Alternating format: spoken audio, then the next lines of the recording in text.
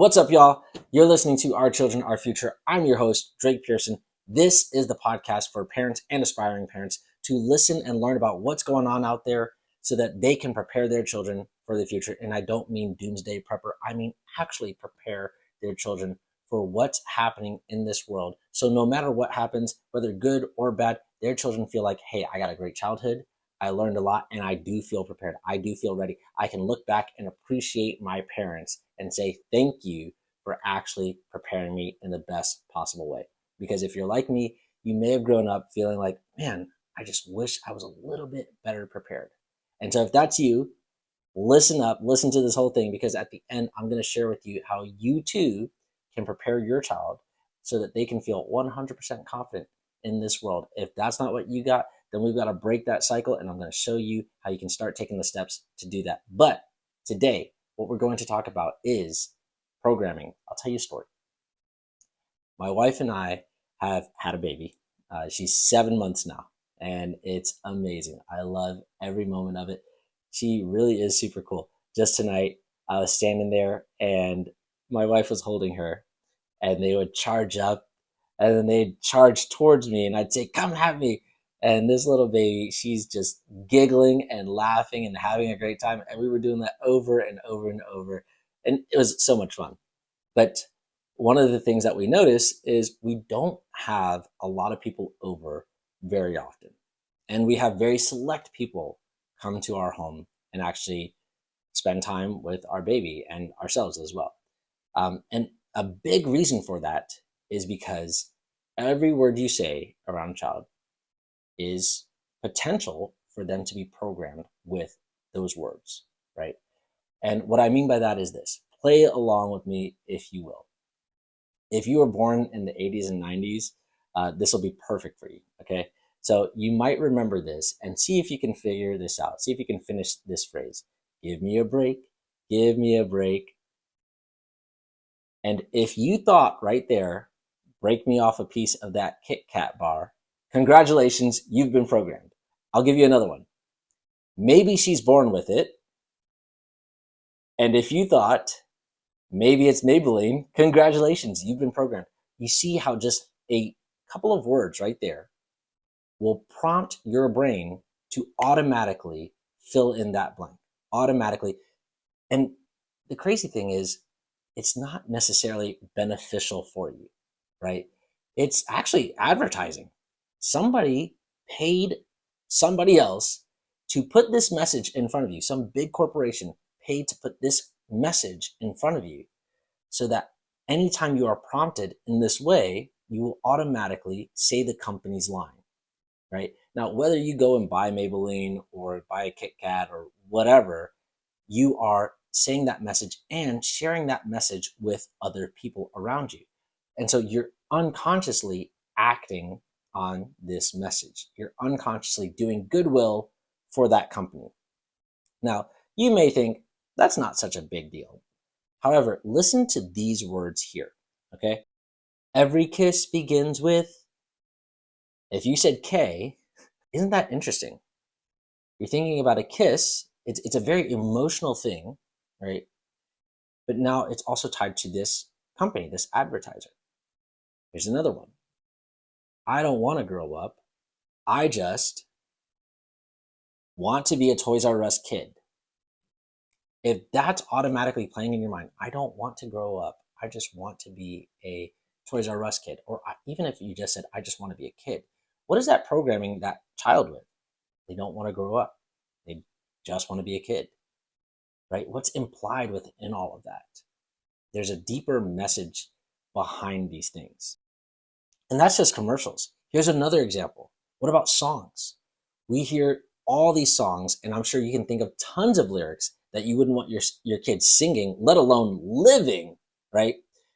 But there are all these songs that play in our head all day long and day after day sometimes. And you can, just look at what's popular today on either Spotify or the radio or whatever is being pushed. Those songs, are not something that you actually want to live out.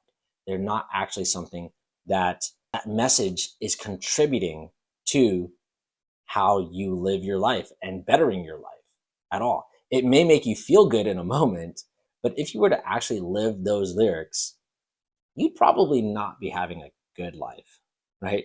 Especially all the love songs. Man, don't even get me started on those. And so that's one reason why we don't have our little baby listening to music with lyrics. At least not right now. At least not until she's old enough to understand a little bit more and consider, hey, that doesn't make sense. But we don't want that to be the unconscious thoughts that she's having and not really know why. Here's another great example: movies and television shows, or whatever they're playing on YouTube, right? A phrase can be said in a movie, in a TV show, on a YouTube video, whatever it is, and you may not catch that phrase because it's so commonplace. However, a little child listening to this movie and hearing a phrase may stick with them. It's just like, if you, the parent, say something in the car that you don't want your child hearing, like somebody cuts you off and you say something like, fire truck. And then the next thing you know, your child's repeating that over and over, and you're like, no, I say all these other nice things. Why are you just repeating this one thing, right? A child can pick up on this one phrase and it will repeat for them. And even if they don't say it out loud, it can repeat for them mentally, subconsciously, unconsciously.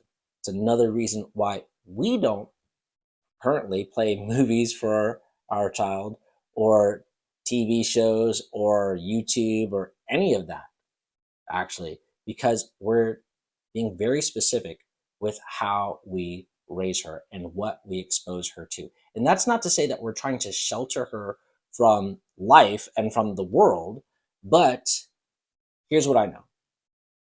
I know that the vast majority of people that I talk to, when I ask, have you ever had thoughts that were counter to what you actually wanted? Like, you wanted to go speak to somebody, and then a thought pops up that says, they don't want to talk to you. Or, what are you going to say? You're not cool. You're lame. Those sorts of things. Where do those thoughts come from? And maybe you saw it in a TV show. Maybe you saw it in a movie. Maybe you heard somebody else outside saying those things. Maybe you heard a bigger kid saying that in your own home when you were a little kid. Maybe you don't know or don't remember where that specific phrase was spoken around you, but yet somehow it's in your mind, causing you to act on those thoughts, causing you to act in a certain way, causing you to pause, causing you to hesitate. And especially in this world, where people are very quick to jump on you for saying the quote unquote wrong thing, whether it's actually wrong or not, it causes people to hesitate before they speak their mind, before they're actually able to be genuine, before they actually take an action. They don't want to be seen as wrong. They don't want to be seen as doing the wrong thing or making a mistake. And so people are even more afraid today to actually do the things that they actually want, they really want to do, especially if you have these thoughts that say you can't do it, you're less than. If you've watched a movie and you resonate with a certain character and then they beat that character down, you're resonating, you're identifying with being treated in this way, having the same sort of thoughts that that character has. I mentioned we see this in commercials, we hear this in music, we see it on television or in movies or on YouTube, but also we get this from the people around us, especially the people that we are genetically similar to, but also just whoever is invited into our home and we see on a regular basis. Whenever we hear these people talking, what will happen is we will automatically, as a child, especially in these super young years, we will automatically take in what they say without judgment and potentially repeat a lot of what they say to ourselves, potentially act out what they say without even knowing why we're doing it. Because every word that we hear, everything that is said to us in these young years is a program. Every single word. But it's our understanding of that word, our emotions and feelings attached to that word will have a significance of how we act on that word. And if we don't know that word, that's pretty much like putting in a bunch of gibberish into your code on a computer. It's not going to run the way that it's supposed to.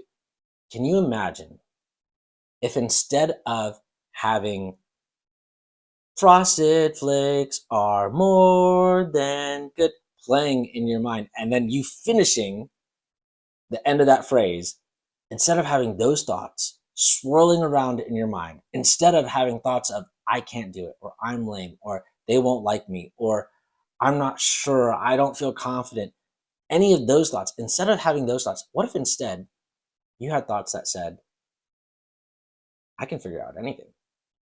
I'm pretty good at most things, and I'm sure I will figure it out. I won't stop until I get it. I'm the best. I'm great. I'm amazing. I'm here to do good.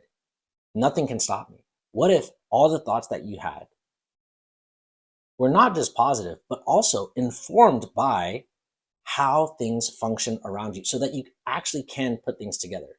Because if you just have a bunch of positive thoughts, but nothing ever works out for you, you're going to quickly realize, I'm just lying to myself. But what if instead you were supported to not just have positive thoughts, quote unquote positive thoughts, but actual belief in yourself, high self-esteem, confidence, and the ability to actually do real things instead of having your mind being crammed with a bunch of nonsense that you're never going to use, that maybe made you feel good in that specific moment, but ultimately just comes down to entertainment. I watched a podcast recently with Joe Rogan and Cat Williams, and I thought it was so fascinating. They said, Hollywood is not actually meant for your entertainment. It's meant to get a message across and get so many people to accept this message. And if it happens to entertain, that's great too. But that's something interesting to consider, because what we're seeing on television, on YouTube, on things that are promoted, especially to our children, if you look into a lot of the messaging, you'll find it's not very organic, meaning it's not just happening on its own. It's very coordinated. And in fact, if you have something that goes against the messaging, it's usually suppressed. Right now, Dr. Phil is going on a tour and he's saying the family unit is being attacked and we need to do something about it. Here's somebody who's in mainstream television telling you, here's what's going on in the mainstream, and we need to do something about it, or else this messaging will seep into everyone's minds and we will lose our families. And so one way to protect your child and support them to actually be the most effective, not just protect them, but actually support them to be even more effective in this world, is cut out the television for sure. Be very selective with the music that you choose, and be also selective about the people that you bring around your child and what they say around your child. And so for us, what we do is we are selective with the people who we bring into our home, but we also let them know, hey, we want to be very specific with what we say around our children. And so there may be times when we ask you to not talk about something. This is just one piece to cultivating that environment around your child so that they can reach their full potential, so that they can be the very best that they can be. And it does take some awareness. However, I assure you, it is worth it. If you're serious about your child developing to their real full potential, you'll do this.